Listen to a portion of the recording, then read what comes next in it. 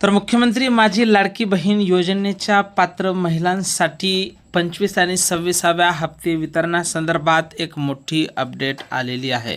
निश्चितच आता लाडक्या बहिणी रक्षाबंधनाची भेट म्हणून 3000 रुपयाची वाट पाहत आहे, पण आतापर्यंत वितरण हे सुरू झालेलं नाही।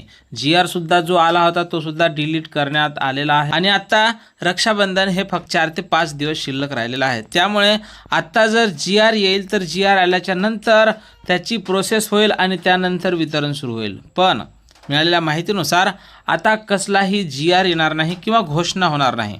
डायरेक्ट वितरण सुरू होण्याची शक्यता आता वर्तवल्या जात आहे। म्हणजे उद्या सकाळपासून म्हणजे सोमवारच्या सकाळपासून डायरेक्ट वितरण हे सुरू होऊ शकते आणि पात्र महिलांच्या खात्यावर 2 हप्ते एकत्रितपणे जमा केल्या जाऊ शकते।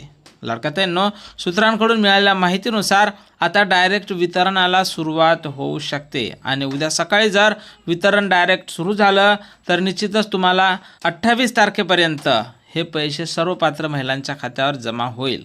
या हप्त्याच्या वितरणावर आम्ही बारीक लक्ष ठेवून आहोत।